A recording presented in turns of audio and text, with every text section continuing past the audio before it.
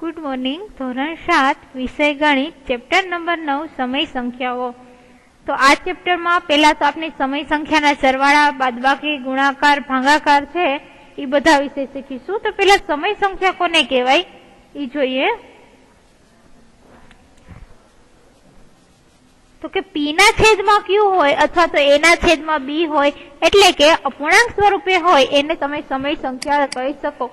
p ના છેદમાં q સ્વરૂપે લખેલી છે એટલે કે અપૂર્ણાંક છે તો તમે એને સમય સંખ્યા કહી શકો. પણ q છે એટલે કે છેદ છે એ નોટ ઇક્વલ ટુ 0 એટલે કે 0 હોવો જોઈએ નહીં. પછી સમય સંખ્યા છે એ ધન પણ હોઈ શકે અને ઋણ પણ હોઈ શકે.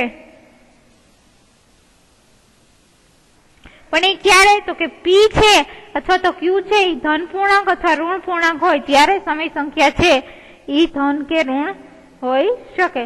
પછી p છે, ધારો કે ઉપર અંશ છે એ શૂન્ય હોય તો એને શૂન્ય સમય સંખ્યા તમે કહી શકો છો. અને સમય સંખ્યા છે ને આપણે રેખાખંડ એટલે કે જે આપણે રેખા સમય રેખા દર્શાવી એની ઉપર પણ દર્શાવી શકાય છે. હવે સમય સંખ્યા એટલે કે અપૂર્ણાંકનો ગુણાકાર કરવો હોય તો અંશનો ગુણાકાર છેદનો ગુણાકાર એવી રીતના કરી શકીએ છીએ. તો હવે જોઈએ આપણે સ્વાધ્યાય 9.1.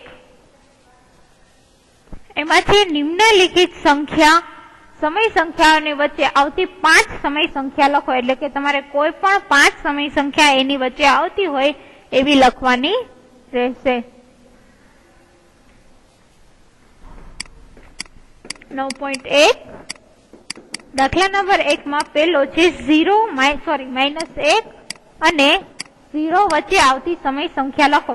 તો તમે આ સંખ્યાને કોઈ પણ સંખ્યા વડે ગુણવાની. હું અહીંયા 7 વડે ગુણું છું, તમે 8, 9, 10, 6, 5 કોઈ પણ સંખ્યા વડે ગુણી શકો છો. તો ધારો કે હું -1 ના છેદમાં 1 એને 7 વડે ગુણું તો અંશમાં ગુણું એટલા જ વડે છેદમાં ગુણવાનું એટલે થશે -7 ના છેદમાં 7. અને 0 ના છેદમાં કઈ નથી એટલે આપણે 1 લખી શકીએ. તો 0 ના છેદમાં 1 એને પણ 7 વડે ગુણું તો શું થશે? 0 ના છેદમાં 7.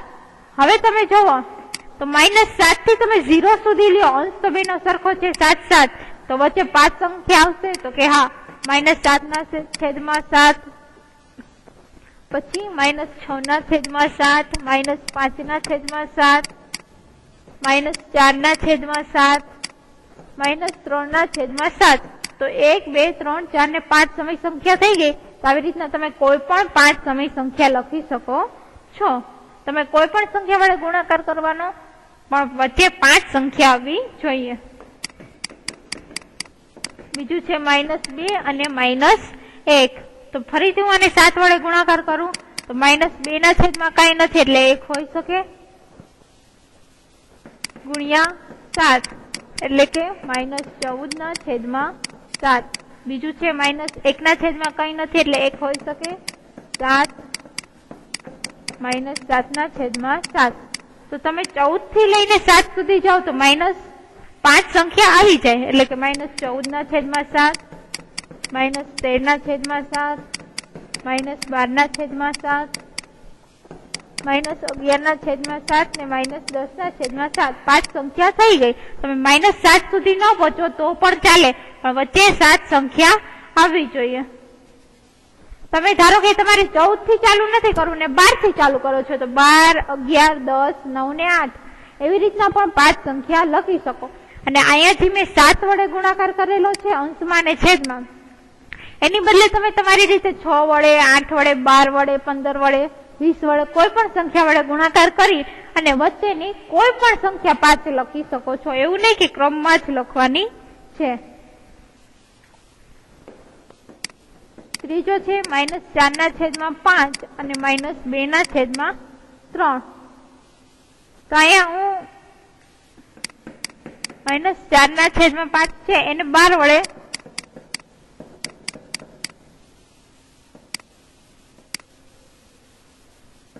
ગુણાકાર કરું છું. અહીંયા તમારે એક ખાસ ધ્યાન રાખવું પડશે કે અહીંયા 5 અને અહીંયા 3 લસા લઈને તમારે કરવું પડશે, કારણ કે બંનેના છેદ સરખા હોવા જોઈએ. તો લસા 60 આવશે એટલે કે 48/60 માઇનસ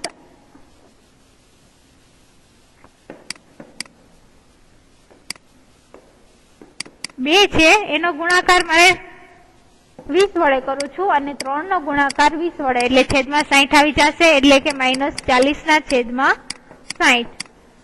હવે હું 39 થી ચાલુ કરું તો -48/60, 47/60,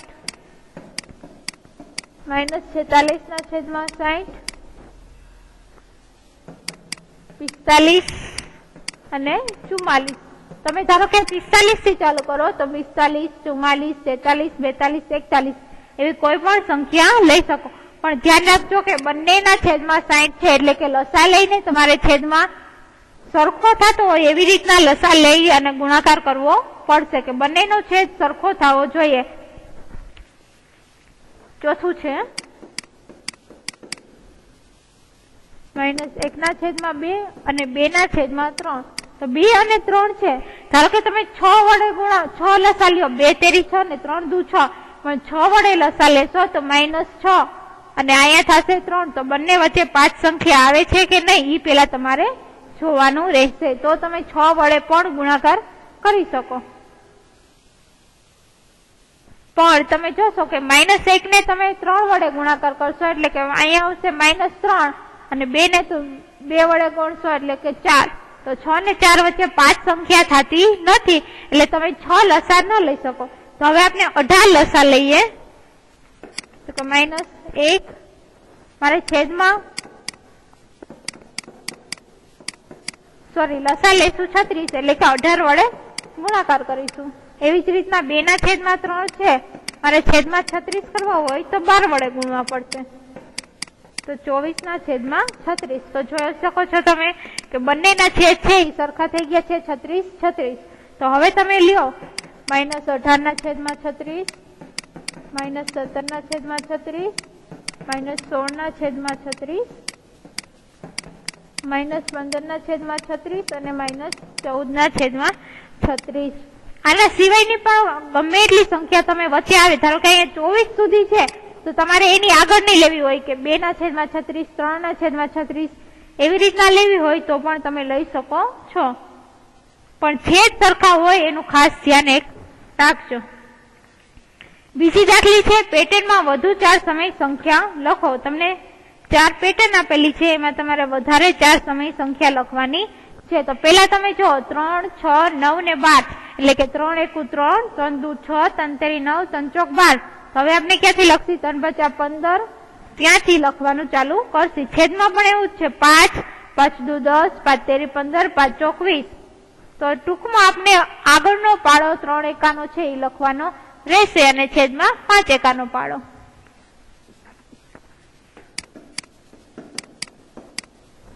દાખલા નંબર બીજું જોઈએ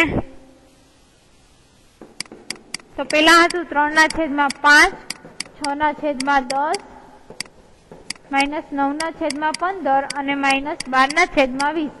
આગળના 4 લખશો 3 × 12, પછી આવશે 5 વડે ગુણાકાર કરશો તો 3 × 5 = 15 એટલે -15, 5 × 5 = 25 એટલે આવશે છેદમાં 25. 6 વડે ગુણાકાર કરશો તો 3 × 6 = 18 એટલે કે અંશમાં -18. નીચે 5 નો પાડો આવે છે તો 5 નો 6 વડે કરશો તો 5 × 6 = 30. 4 સમય સંખ્યા લખવાની છે, 2 થઈ 6 વડે. હવે 7 વડે ગુણીએ તો 3 × 7 = 21, ઉપર માઇનસ છે એટલે માઇનસ એમ રાખતી. 5 × 7 = 35 એટલે છેદમાં 35. હજી એક આવશે 3 × 8 એટલે કે -24 અને 5 × 8 = 40. તો 4 સંખ્યા થઈ ગઈ.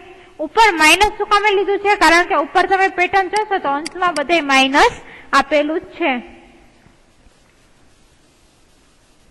બીજું જોશો -1/4, -2/8, -3/12. તો ઉપર જો તો 1 એકાનો પાડો છે, 1 × 1, 1 × 2, 1 તેરી 3. નીચે 4 એકાનો છે, 4 × 2 = 8, 4 તેરી 12. તો હવે આગળ જોઈએ 1 નો 4 વડે ગુણાકાર કરીએ. 3 સુધી છે તો આપણે 4 વડે કરવાનો એટલે કે -4, ચોકે ચોકે 16. પછી 5 વડે કરીએ એટલે કે -5, 4 × 5 = 20. 6 વડે કરીએ -6, 6 ચોક 24, 7 વડે કરીએ -7 અને 4 સત્તાને 28. તો અહીંયા 3 સુધી હતું એટલે આપણે ડાયરેક્ટ 4 થી ચાલુ કરેલું. એવી જ રીતના ત્રીજો અને ચોથો છે એ દાખલો તમારે હોમવર્કમાં કરવાનો છે. એમાં ત્રીજા દાખલામાં અંશમાં 1 એકાનો પાડો છે ને નીચે 6 એકાનો પાડો છે. ચોથા દાખલામાં ઉપર પેલા 2 એકાનો પાડો છે અને નીચે 3 એકાનો પાડો આપેલો છે. તો દાખલા નંબર 3 જોઈએ.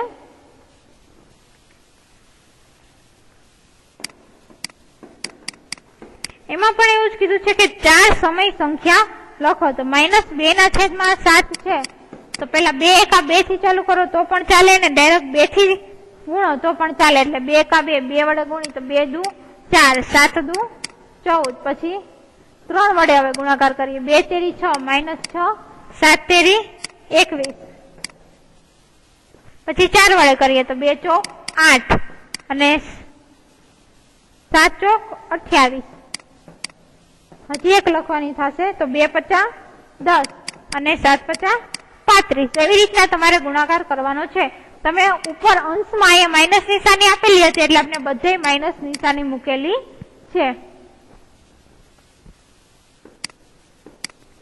એના પછી બીજો દાખલો જોઈએ. 5/-3.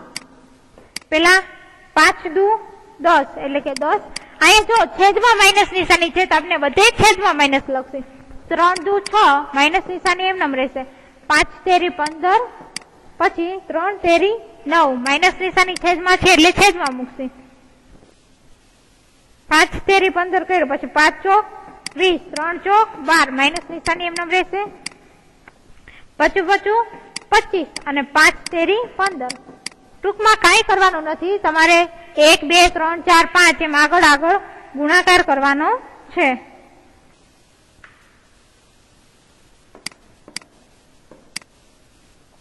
ત્રીજો છે 4/9. તો 4 દુ 4 નો પાડો લખીએ. 4 દુ 8, 9 દુ 18, પછી 4 તેરી 12, 9 તેરી 27, ચોકે ચોકે 16, 9 ચોક 36, પછી 4 પચા 20 અને 9 પચા 45. આવી રીતના 4 સંખ્યા તમારે લખવાની કીધી છે. જો તમને 5 પૂછે તો તમારે 5 સંખ્યા લખવાની રહેશે. એના પછીનો દાખલો જોઈએ. દાખલા નંબર 3.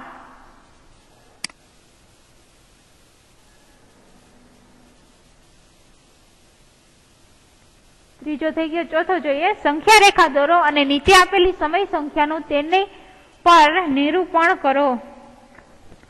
તમારે સંખ્યા રેખા દોરી અને એમાં દર્શાવવાનું છે. તો પેલું છે 3/4. આ છે દાખલા નંબર 4.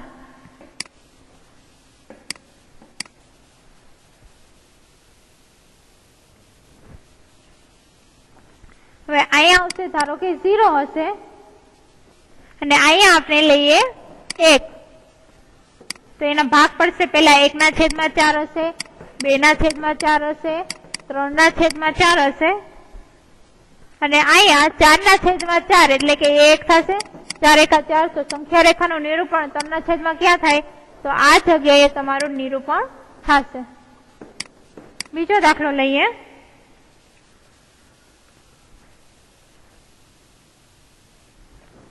-5/8. છેદમાં જેટલા હોય એટલા તમારે ભાગ પાડવાના રહેશે. માઇનસ છે એટલે 0 ની કઈ બાજુ આવશે? તો કે જમણી બાજુ આવશે.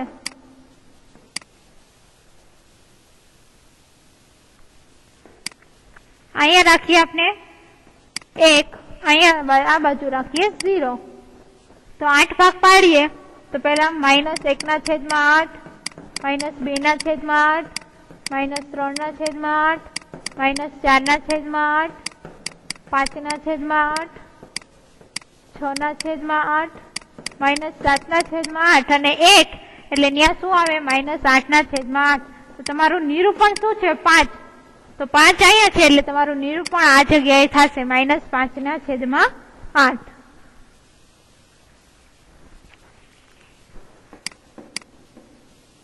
ત્રીજો દાખલો છે -7/4. એની સંખ્યા રેખા દોરીએ.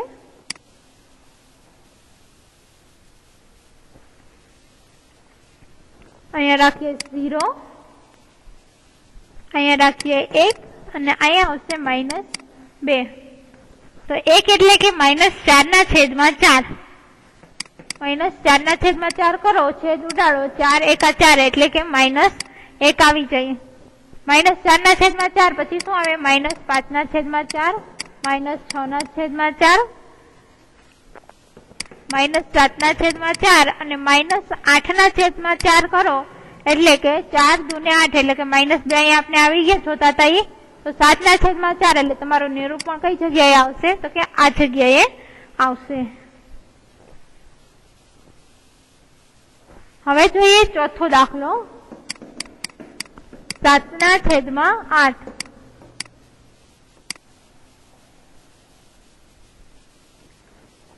સંખ્યા રેખા દોરો. પ્લસ સંખ્યા છે એટલે 0 ની જમણી બાજુ આવશે. અહીંયા 0, અહીંયા 1. છેદમાં 8 છે એટલે કેટલા ભાગ સુધી કરશું? તો કે 8 સુધી. 1/2, સોરી 8, 2/8, 3/8, 4/8, 5/8, 6/8, 7/8 ને પછી 8/8 એટલે કે 8 × 8 કરો એટલે તમને અહીંયા 1 મળી જાય. તમારે શું કે 7/8 તો એ ક્યાં આવશે? તો કે આ જગ્યાએ 7/8 છે એનું નિરૂપણ આવશે. એના પછીનો દાખલો જોઈએ, દાખલા નંબર 5. એમાં કીધું છે બિંદુઓ PQ, R, S, T, U, A અને B સંખ્યા રેખા ઉપર તમને દર્શાવેલા છે કે જ્યાં TR બરાબર RS બરાબર SU અને AP બરાબર PQ બરાબર QB થાય. PQR અને S વડે દર્શાવવાથી સમય સંખ્યા લખો.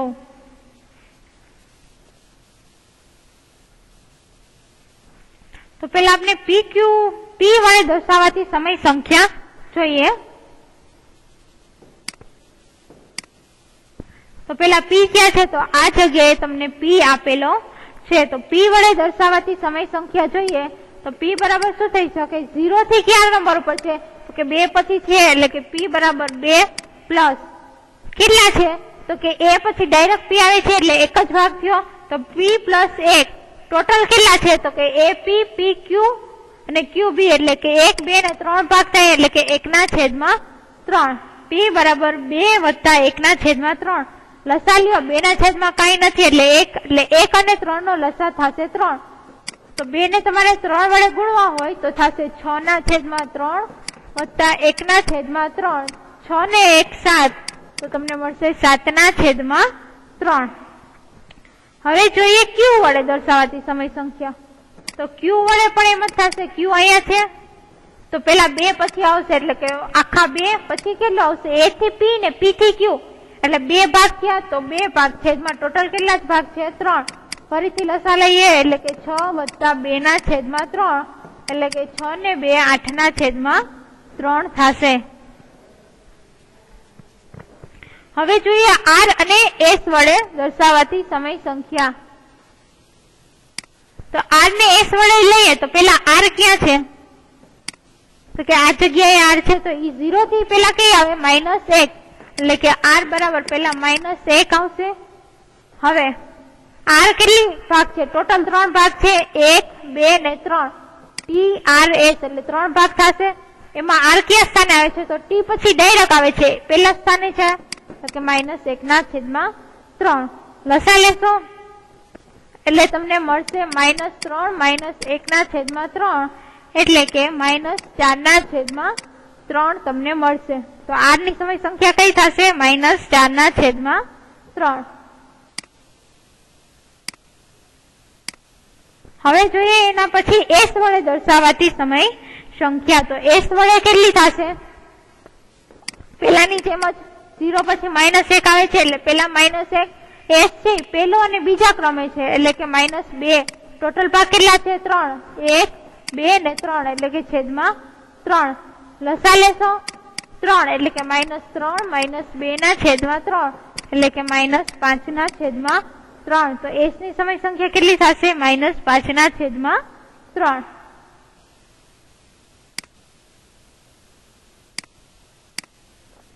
છઠ્ઠો દાખલો છે, નીચે આપેલી જોડીઓમાંની કઈ જોડી સમાન સમય સંખ્યાઓનું નિરૂપણ કરે છે તે લખો. તો પેલા તો ધન ઋણ હોય એ ક્યારેય સમય સંખ્યા સમાન હોય નહીં. તો તમે જોઈ શકો છો પેલામાં -7/21 અને 3/9 છે એટલે માઇનસ છે અને બીજી પ્લસ છે એટલે આ હોઈ શકે નહીં. બીજામાં શું છે? -16/20 અને 20/-25. તો પેલી છે એ માઇનસ છે, બીજી માઇનસ છે, તો આ સમય સંખ્યાનું સમાન છે. ત્રીજી જો -2/3 અને 2/3. તો અહીંયા -2/3 છે તો આ માઇનસ માઇનસ શું થઈ જાય? પ્લસ થઈ જાય. એટલે આ બંને કેવી છે? તો કે સમાન સમય સંખ્યા છે. ચોથી જો -3/5 અને -12/20 સોરી -12/50 છે. તો આ પણ બંને છે એ શું છે? સમાન સમય સંખ્યા છે. કારણ કે બે એકવાર માઇનસ માઇનસ છે એટલે બંને ઋણ સમય સંખ્યા છે. ચોથી જોવો તો 8/-50 સોરી -5 અને -24/15. તો આ પણ ઋણ સમય સંખ્યા છે, આ પણ ઋણ સમય સંખ્યા છે એટલે બંને સમાન છે. એના પછી જોવો છઠ્ઠી તો 1/3 ધન છે ને -1/9 એ ઋણ છે એટલે બંને સમાન સમય સંખ્યા નથી. એના પછી જો -5/-9 અને 5/9. તો -5/-9 છે, અંશમાં ને છેદમાં માઇનસ હોય તો એ બંને પ્લસ થઈ જાય એટલે આ છે એ ધન થશે, આ ઋણ થશે. ધન ને ઋણ સમાન ન હોય એટલે છેલ્લી છે એ ધન છેલ્લી છે એ સમાન સમય સંખ્યા નથી.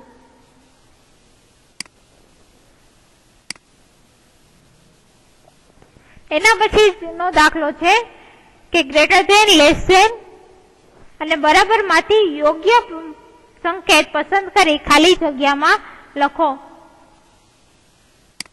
તો પેલા જો -5/7 છે અને 2/3 છે. તો ઋણ કરતા ધન સમય સંખ્યા મોટી હોય એટલે 2/3 છે એ મોટી હશે. પછી -4/5 અને -5/7 છે. તો આમાં તમારે બંનેનો લસા લેવો પડશે કારણ કે તમે બંનેના છેદ સરખા હોય તો અંશ મોટો હોય એ સંખ્યા મોટી થાય. તો 5 અને 7 નો લસા કેટલો આવે? 35. તો મારે છેદમાં 35 કરવા હોય તો 5 ને 7 વડે ગુણવા પડે. -4 ને હું 7 વડે ગુણીશ તો કેટલા થશે? 4 × 7 એટલે કે -28/35. હવે જોઈએ આપણે 5/7 નો. તો 7 ને મારે 35 કરવા હોય તો 5 વડે ગુણવા પડે. છેદમાં 5 વડે ગુણવું એટલા જોડે અંશમાં ગુણવાના. તો શું થશે? -25/35. હવે જો અંશ છેદ સરખા થઈ ગયા 35. અહીંયા એક 28 છે અને અહીંયા એક -25 છે. તો -25 છે એ મોટા થશે. તો -25 છે એ કયું છે? 5/7 વાળું. તો સમય સંખ્યા કઈ મોટી થશે? -5/7 વાળી. ત્રીજું છે -7/8 અને 14/-16.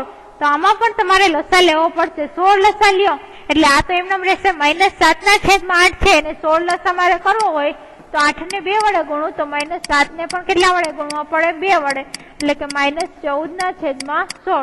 તો એક -14/16 છે, બીજું પણ 14/-16 છે. તો બંને સરખા થયા એટલે અહીંયા આવશે બરાબરની નિશાની.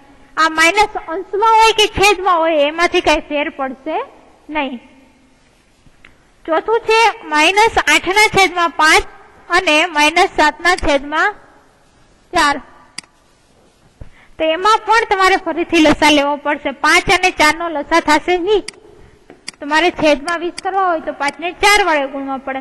છેદમાં 4 વડે ગુણ્યા અંશમાં પણ 4 વડે ગુણીશું એટલે કે 8 × 4 -32/20. હવે 7/4 છે એને કરીએ તો કે 4 ને 5 વડે ગુણીશ તો 20 થશે. -7 × 5 7 × 5 35 4 × 20. છેદ જોઈ લ્યો, બેના 20 સરખા છે, -32 ને -35, તો મોટું કોણ થશે? તો કે -32, તો એ છે 8/5 વાળું. એક ખાસ ધ્યાન રાખજો કે માઇનસ નિશાની હોય, આપણે પ્લસ નિશાની હોય તો 32 ને 35 માંથી મોટું કોણ થાય? 35. પણ માઇનસ નિશાની હોય ત્યારે ઊંધું થશે કે -32 છે અને -35 છે, તો મોટું કોણ થાય? -32.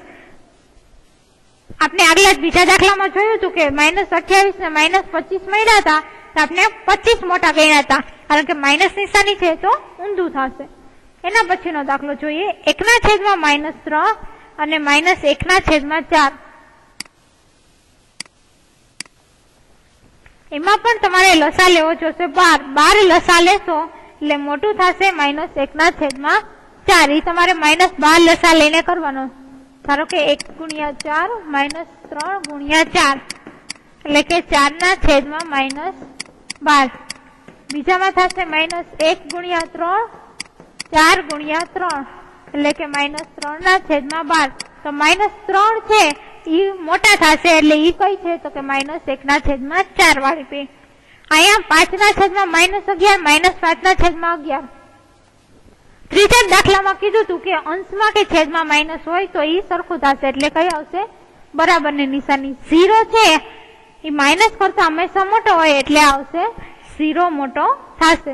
તો અહીંયા દાખલા નંબર 8 છે ત્યાં સુધી આપણે રાખીએ. દાખલા નંબર 9 છે એ આપણે આવતા લેક્ચરમાં જોઈશું.